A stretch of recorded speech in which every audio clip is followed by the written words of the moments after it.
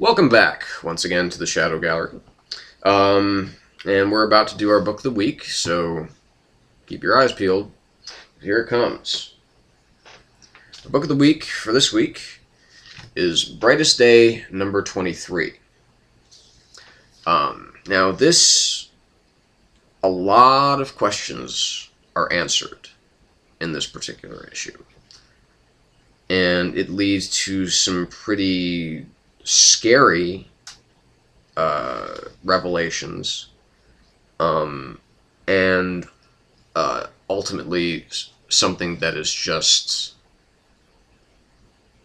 it blew me. I mean, I had to read it like 3 times because I was just so blown away by the ending of this particular issue. It was just so awesome. Because it brings back some really good memories. I'll try not to get too much into the revelations here. But as you could probably tell by the cover, it talks about the 4 elements. And, we're talking about our possibly deceased, Hawkman and Hawkgirl, or possibly deceased Aquaman, or possibly, deceased Martian Manhunter, and perhaps the soon-to-be deceased Firestorm.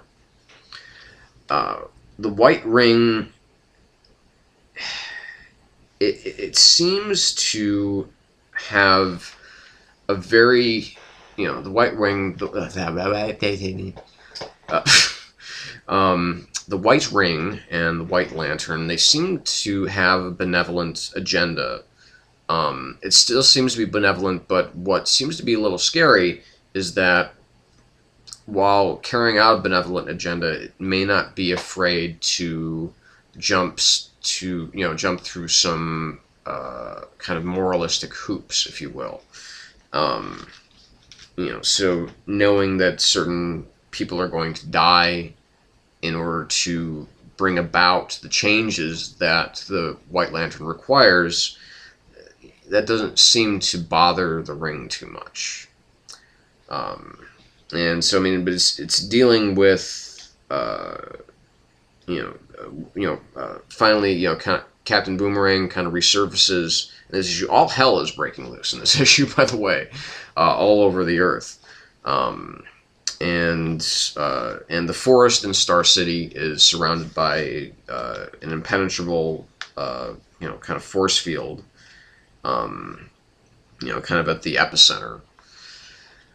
And so, it talks about, kind of the major reveal here is, at least that's not a super surprise, is when the Ring basically says that the green has become the black, and it's referring to Swamp Thing. Basically, Swamp Thing is now Black Swamp Thing. Now, Swamp Thing, if you followed him at all through the years, now I have not read, I gotta admit, I have not read a single Swamp Thing issue or story since the ending of Alan Moore's run on Swamp Thing, on Saga of the Swamp Thing. Because once you read those 6 trades, you almost don't even need to read any more Swamp Thing issues ever. Because it's the gold standard, it's the ultimate in what can be achieved through the artistry of comic books. And it's almost it's almost kind of like saying you don't even need to read comic books anymore.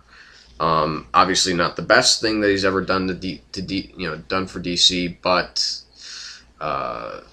certainly Alan Moore in the '80s, you couldn't beat him. Even Frank Miller, who was kind of the other king of the '80s, does stuff that's real close, but still just not quite up to par.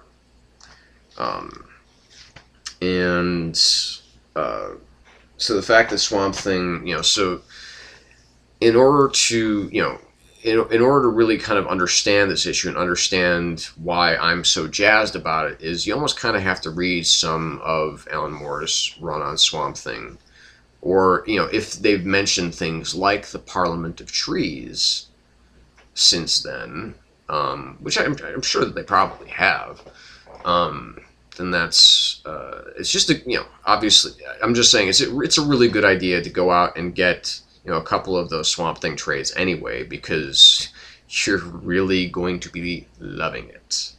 Because, like I said, it's about as, it's about as complex and intricate of a story that, as Alan Moore has ever done. So, and that's what has me so psyched about this right here. So, anyway, that's it for comics this week.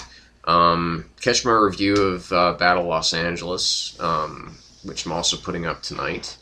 I also want to take just a few moments to talk about, for all of you geeks out there who like watching me.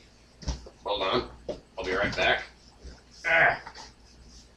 I have a book for you to check out, an actual book,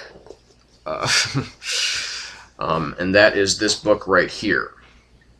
Zombie Spaceship Wasteland, which is written by my favorite working comedian, Patton Oswalt. Patton is one of us. He's a fellow geek. He's extraordinarily funny. He's, and this book alternates between being totally hilarious and quite poignant. It's not just, it's a look back at his own life and his dealings with, both being, starting out as a stand-up comic, and some of his youth. It's a pretty captivating read from start to finish. Obviously, if you're a fan of Patton Oswalt, you'll love it. If you're not a fan of Patton Oswalt, become one, because he really is, he's the best, he's the best guy out there right now, and also, did a very strong starring role debut with last year's film Big Fan, which is really pretty riveting filmmaking. So, anywho, so that's it for the Shadow Gallery for this week as far as new comics are concerned. So again, thank you for tuning in. I know it's been kind of a long night for everybody. Again, comment, like, dislike. I always answer your comments. I'll always respond to your friend requests. And if you're a new if you're a new viewer, welcome. Please subscribe if you like what you see. And thanks for checking it out. So again, have a great day, evening, night, whatever's in store, and stay safe out there, kids. And that's one to grow on. We'll see you next time. Take care.